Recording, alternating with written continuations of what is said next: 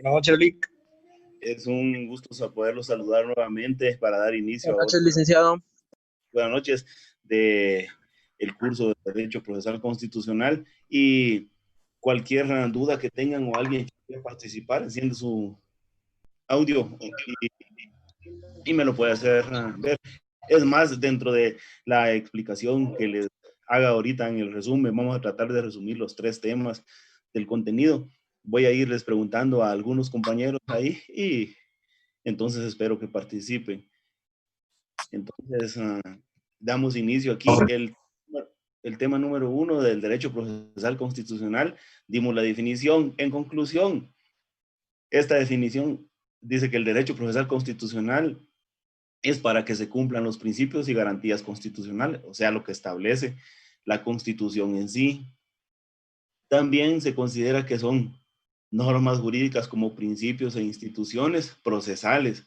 ¿Qué instituciones son las que encierra el derecho procesal constitucional? Fácil, son 3.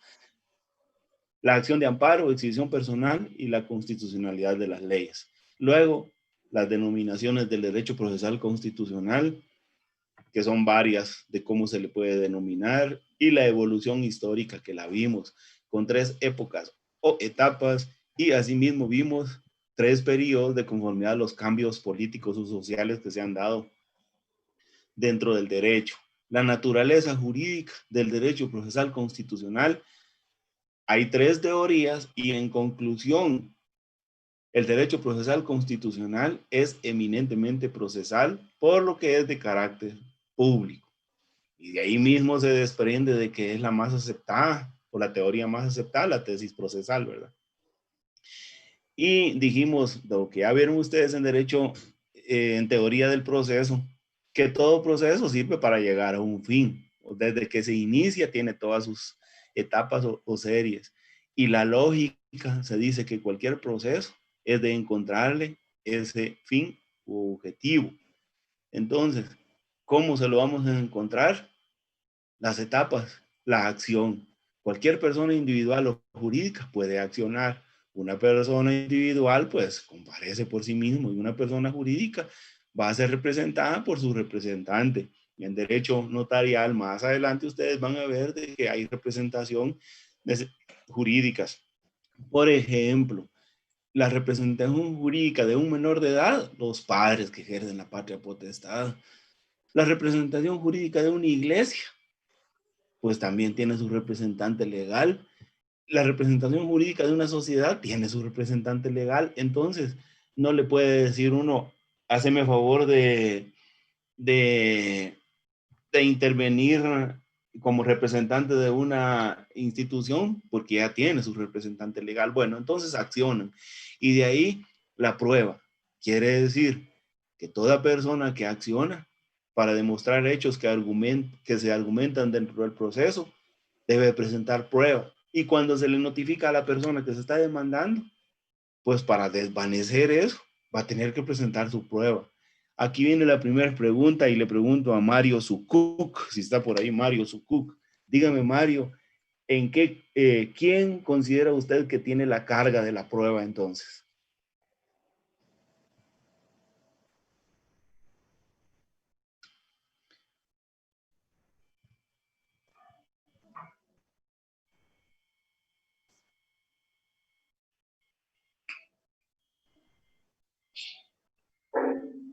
¿Puedo responder yo, licenciado? Solo le voy a dar a admitir aquí, tal vez si Mario Sucuco no está. Disculpe. Sí, ¿su nombre, perdone? ¿Su nombre? Ya que Mario no está, ¿quién me dijo que iba a participar? Perdone. Josué. A Josué Chamay. Ajá. Josué, ¿quién tiene la carga de la prueba? ¿El Ministerio Público? Sí, de alguna manera tienes razón, porque el Ministerio Público es una de las partes, digamos, pero también podríamos decir que la carga de la prueba la tienen las partes de conformidad con el artículo 126 del Código Procesal Civil y Mercantil. se considera que para demostrar un hecho y probarlo, la carga de la prueba la tienen las partes. Entonces el Ministerio Público es un ente encargado de investigación. En el derecho penal exclusivamente, lo que usted manifiesta, sí, el Ministerio Público tiene la obligación de, de presentar prueba o para demostrar aquel hecho el cual le está acusando, ¿verdad? Gracias, Josué. Y por consiguiente, la tercera fase, la sentencia. ¿Quién dicta la sentencia? El juez en el proceso, ¿verdad? De conformidad con la prueba que se le ha presentado. Luego tenemos los principios del derecho procesal. ¿Qué son principios constitucionales? Si está por ahí Jocelyn Alejandra Porras y me puede decir qué considera ella que son principios constitucionales o en qué consisten esos principios constitucionales.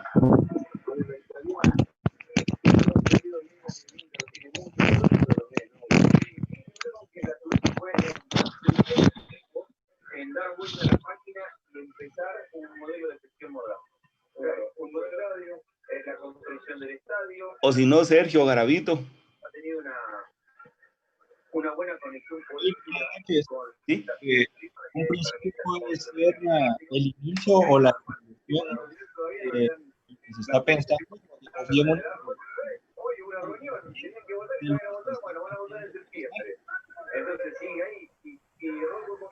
Gracias, Sergio. Como que hubo una interferencia ahí, pero efectivamente son los lineamientos en los cuales nos vamos a basar para interpretar una norma jurídica y para aplicar dicha norma jurídica, ¿verdad? Entonces, esos lineamientos o principios los da la Constitución y ya se desarrollan en cada una de las normas, ¿verdad?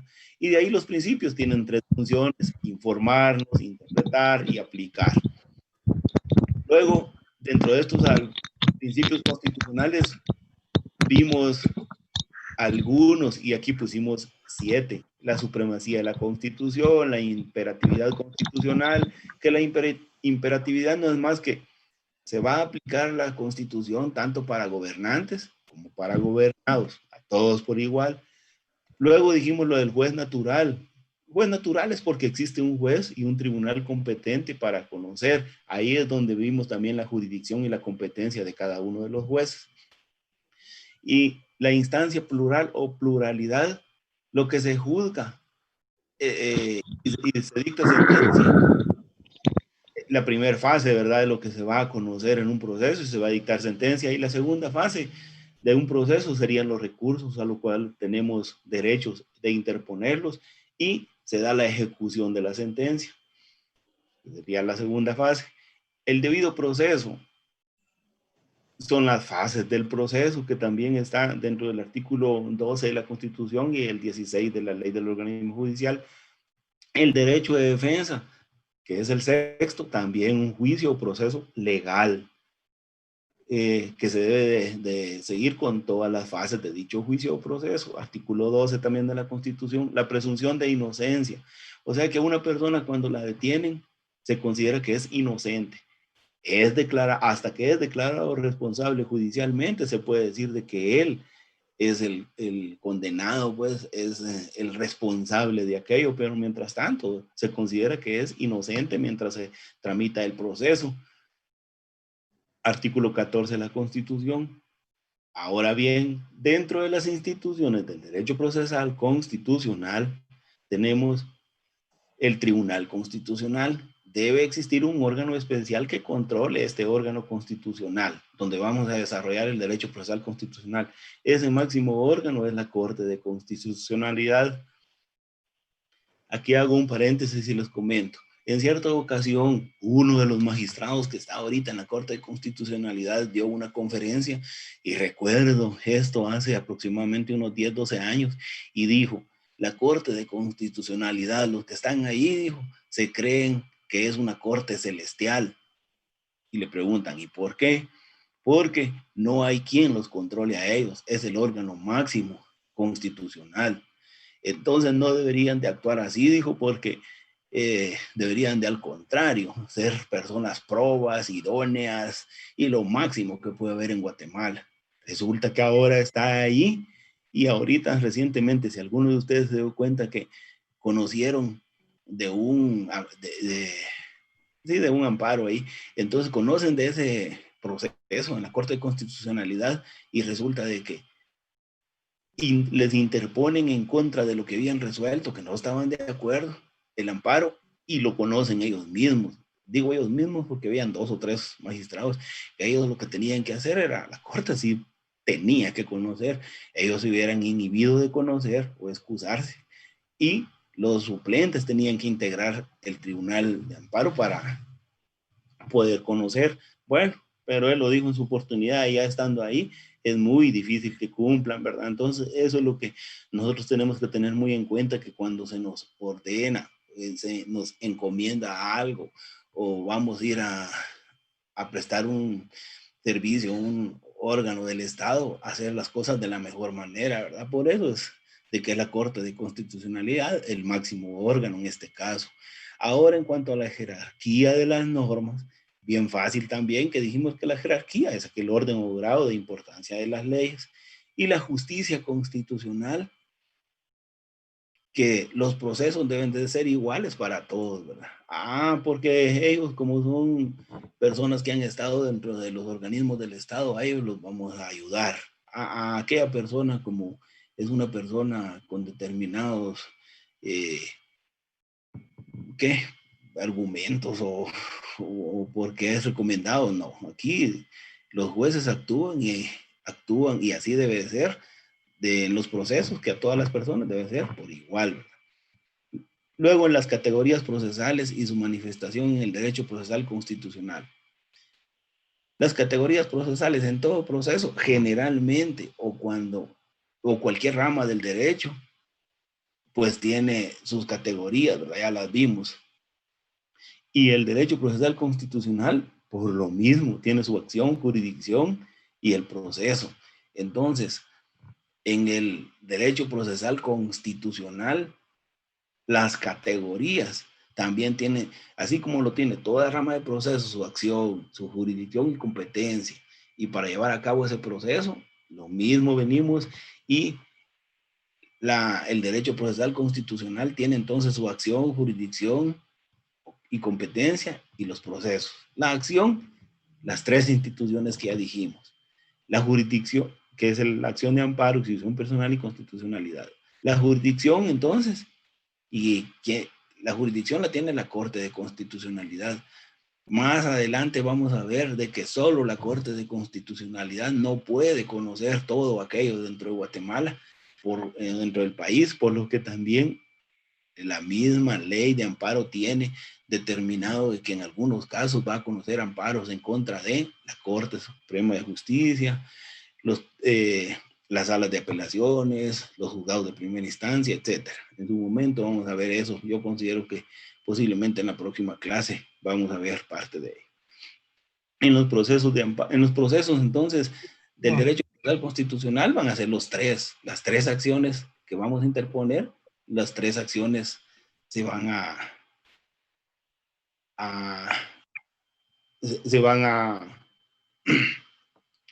poder desarrollar, ¿verdad? Y en cuanto a la supremacía de la Constitución, vimos de que aquí se fundamenta en la premisa de que la soberanía reside en el pueblo y se conceptualiza el poder constituyente. Lick, disculpe que lo interrumpa. Gracias. Fíjese que hay varios compañeros que quieren entrar. Sí. No sé si los puede aceptar. Muchas gracias, gracias por la observación.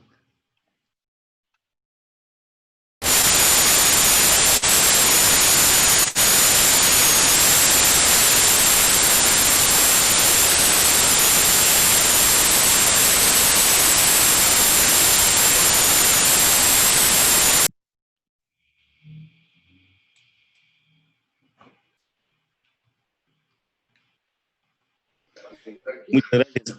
Les decía, sí. Perdón, les decía, fundamentándonos entonces en la premisa de que la soberanía reside en el pueblo y se conceptualiza en el poder constituyente y los poderes constituidos. Entonces, Acá le pregunto a Helen Alvisures, si está por ahí, si me hace el favor de decirme, el poder constituyente, ¿quién lo constituye? ¿O quién lo incorpora a ese poder constituyente?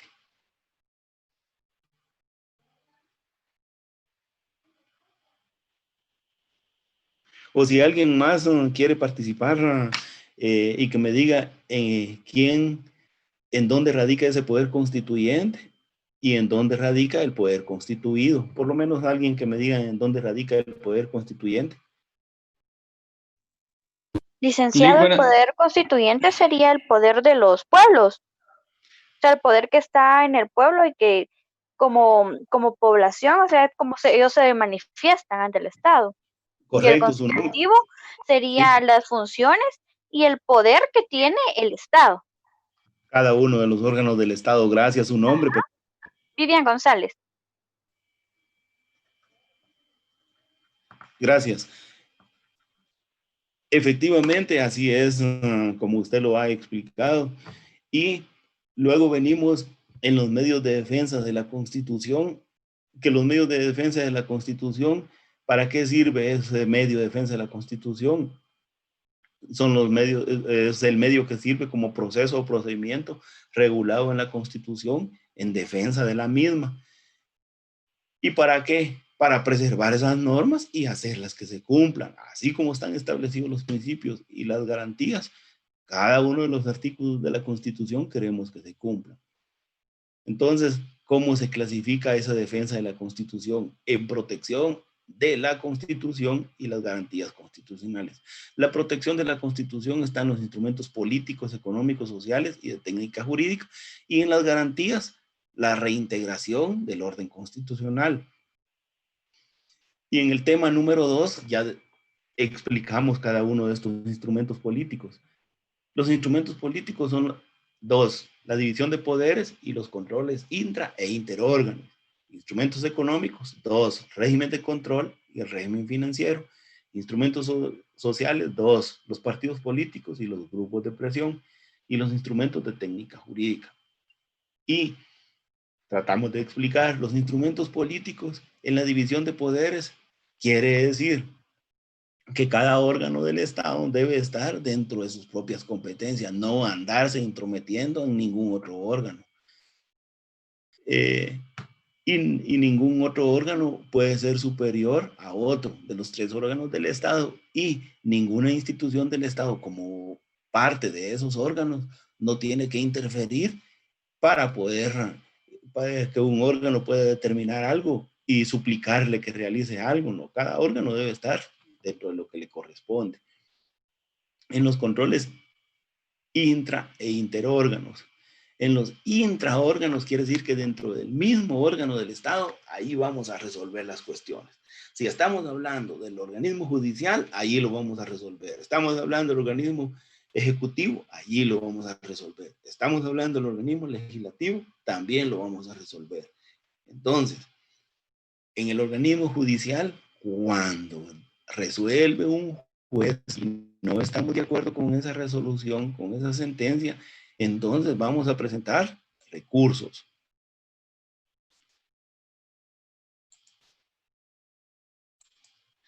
Presentamos los recursos ahí mismo. Yo les decía el ejemplo.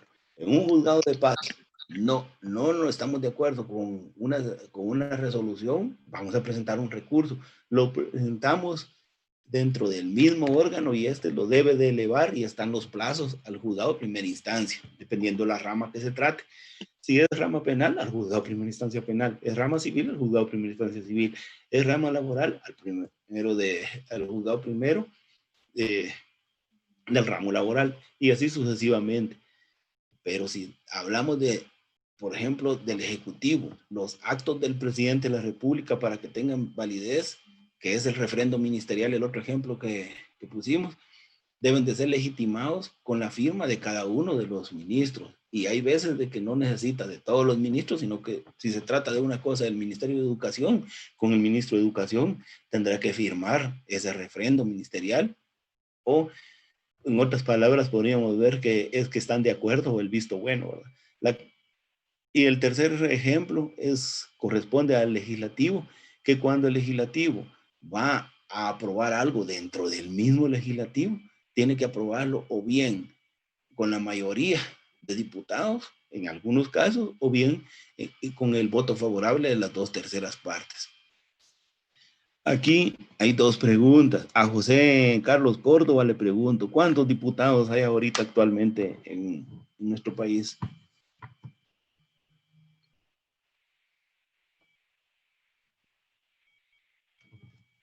O si no está Juan Carlos. Sí, buenas noches. Sí, bueno. 160, serían licenciado. 160 serían, Juan Carlos, pero ahora bien, usted me dijo eso porque también en la clase, en la otra materia de Derecho Constitucional, vimos de que cuando estamos hablando de las 2/3 partes de los 160, serían ¿cuántos diputados? Serían 105, las 2/3 partes, ¿verdad? Entonces, con 105 diputados ya aprueban aquello que están tratando en el organismo legislativo. Muchas gracias por la participación. Y después de haber explicado estos 3 ejemplos de los controles intraórganos, los interórganos quiere decir entre un órgano y el otro. Aquí sí, en el veto presidencial, el Ejecutivo puede ejercer cierto control sobre el proceso legislativo.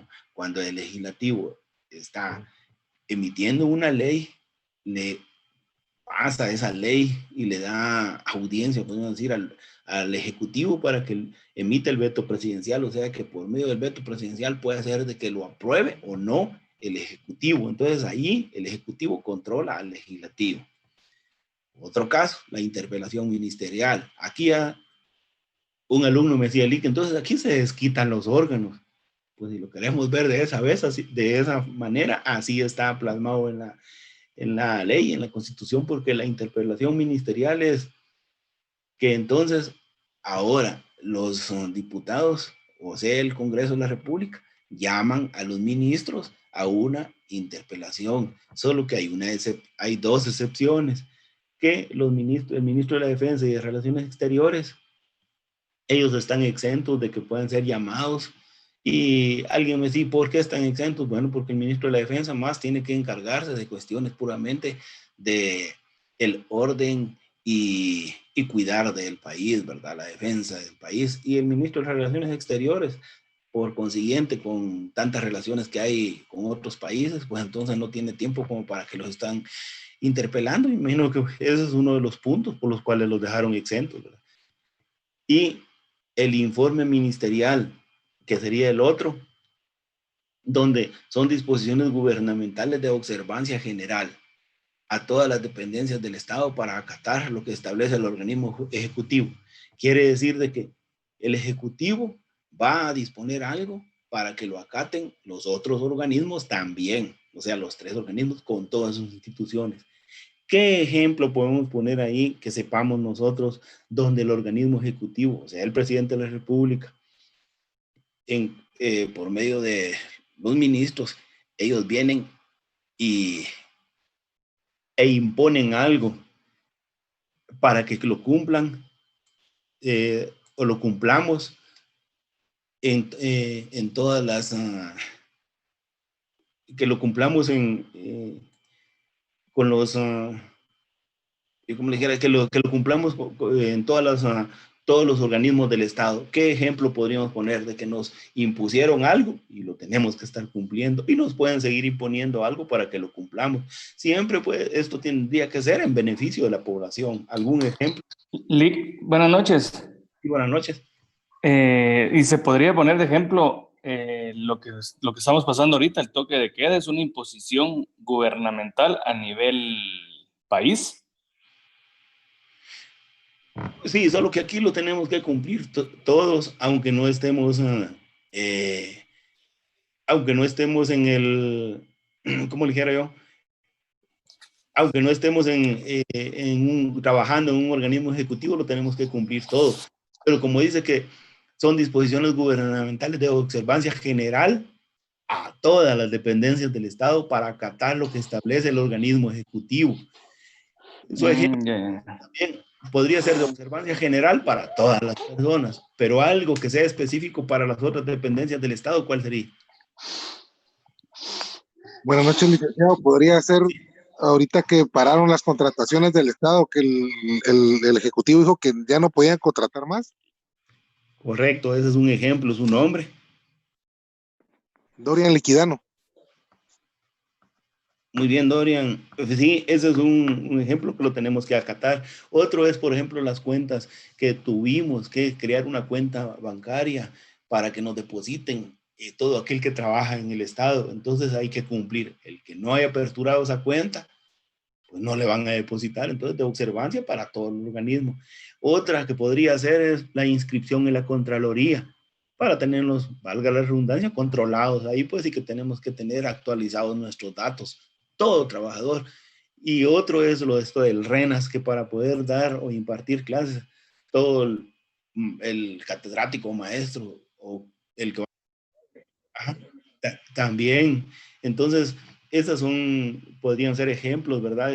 De observancia general para todas las instituciones. Y tenemos los instrumentos económicos, que está a cargo de la Contraloría, y de finanzas, también lo vimos en su oportunidad. Los instrumentos sociales, que son los partidos políticos y los grupos de presión, y en su oportunidad vimos que los partidos políticos, su fin supremo es alcanzar el poder, y como ustedes leyeron la ley electoral y de partidos políticos, también que eso podría ser objeto de algún laboratorio, ¿verdad? Más adelante. Y los grupos de presión, que el gobierno tiene que acceder a sus intereses o fines, ¿verdad? Por ejemplo, el CACIF, sindicatos, etcétera. Los instrumentos de técnica jurídica, que se refiere al procedimiento para reformar la Constitución, y también lo anotamos que es del 277 al 281 de la Constitución, y las dos formas que se puede hacer por Asamblea Nacional Constituyente y por consulta popular. Luego, en el tema número 3, yo creo que ya no nos va a dar tiempo de agotar este tema. Están los instrumentos procesales, que son las 3 instituciones que ya vimos, y las garantías constitucionales, que las garantías constitucionales es reintegrar el orden constitucional cuando el mismo ha sido desconocido o violado por los propios órganos del Estado. O sea que como no han cumplido los órganos del Estado, entonces nosotros lo que queremos es que haya un orden constitucional. Y estos instrumentos procesales son mecanismos que sirven para proteger a quienes, a la persona, su libertad y los derechos, tal como lo establece desde el artículo 1, 2 de la Constitución, ¿verdad? Protección a la persona, la libertad, sus derechos. Y la justicia constitucional se va a dar entonces por medio de estas 3 instituciones. Cuando yo digo 3 instituciones, ya sabemos que es el amparo, la exhibición personal y la constitucionalidad. Y el amparo se da como acción preventiva y como acción restauradora o reparadora. Es decir, lo vamos a ver preventiva, es porque vamos a prevenir aquello. Antes de que se dé, presentemos un amparo. Y, como esto ya se dio, pero vamos a tratar de reparar esto que nos está sucediendo. La exhibición personal es porque la persona ha sido detenida o está ilegalmente preso, entonces vamos a trabajar a favor de la libertad de la persona y su integridad, porque consideramos que la libertad de él debe de estar, porque ha sido amenazada, ha sido detenido ilegalmente, está detenida, ¿verdad? Está sufriendo vejámenes esta persona, entonces vamos a trabajar con la exhibición personal. Y la constitucionalidad de las leyes, cualquier ley o norma que contraría a la Constitución será inconstitucional. Y esto ya lo vimos también, que se da en 2 casos concretos y general. Más adelante vamos a ver el amparo, al ver las leyes en la próxima clase. Después vamos a explicar lo que es el amparo y también lo que es exhibición personal. Y si ustedes desde ya pueden conseguir un escrito de amparo, si se les facilita, pero el escrito de la interposición de amparo lo puede interponer entonces una institución o bien una persona individual, el escrito de interposición del amparo. Hay quienes también han conseguido hasta las pruebas que sirvieron para adjuntar en ese amparo, y hay quienes también consiguen la resolución, y si pusieron algún previo, también el escrito con que contestaron el previo, perdón, y luego cuando fueron notificados y también cuando la persona y los terceros interesados o a quien se le interpuso, contra quien se interpuso el amparo, contestaron ese amparo, ¿verdad? Entonces, todos esos documentos, pero lo que más interesa ahorita es la interposición del amparo y después explicaremos esos puntos. Entonces, cuando es caso concreto, ¿quién plantea esa acción de amparo? Cuando es un caso concreto, ¿quién la plantea?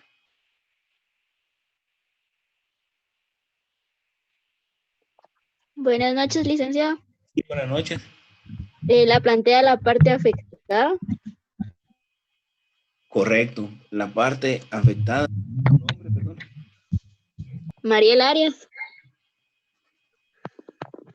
Gracias. Sí, la parte afectada. Y otro compañero que participe, y cuando es de carácter general, ¿quién va a plantear el amparo? Buenas noches. Plantea cualquier persona. Cualquier persona, porque eso es a nivel general que nos está afectando. ¿Su nombre? Junior Gómez. Gracias, Junior. Ahí iba a participar otro compañero. Le pregunto al otro compañero aquí, sí, ya estamos aquí terminando. Cuando hablamos de que, mire, pues en la ley de amparo está desde el segundo, hay que leer desde los considerandos, está la arbitrariedad, la libertad individual y las garantías de la supremacía de la Constitución. Cuando hablamos de arbitrariedad, ¿a qué nos referimos? El otro compañero que iba a participar ahorita, disculpe.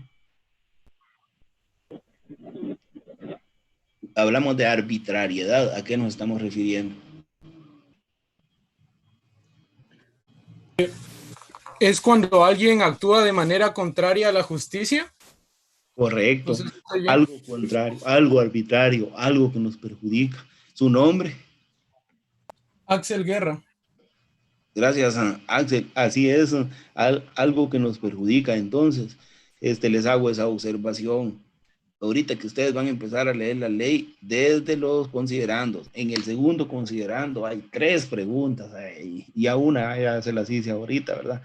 Que el amparo o la acción de amparo actúa en contra de la arbitrariedad. ¿Y qué es la arbitrariedad? Lo que usted me ha contestado, Axel, ¿verdad?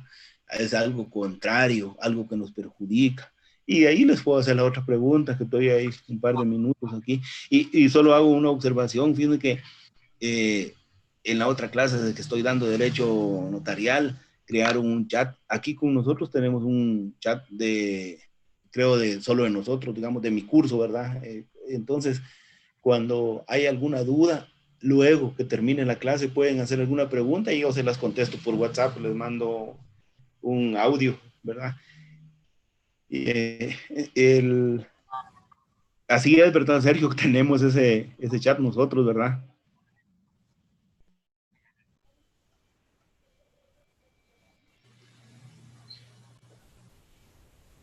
Así es, Lick, hay un chat del grupo. Sí, entonces ahí cualquier Excelente, duda, Lick, gracias. ¿verdad? Miren, yo lo que quiero es apoyarlo en todo lo que yo pueda acá y todo lo que yo les pueda mandar.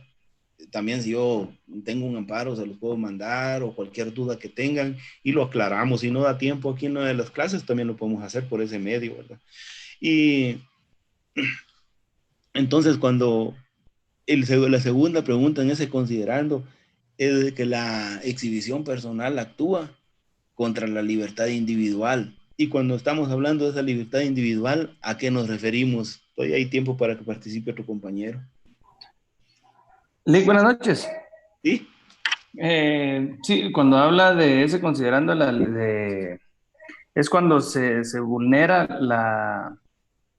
la libertad de la persona, no es acusada injustamente y es arrestada y son violentados sus derechos como persona libre.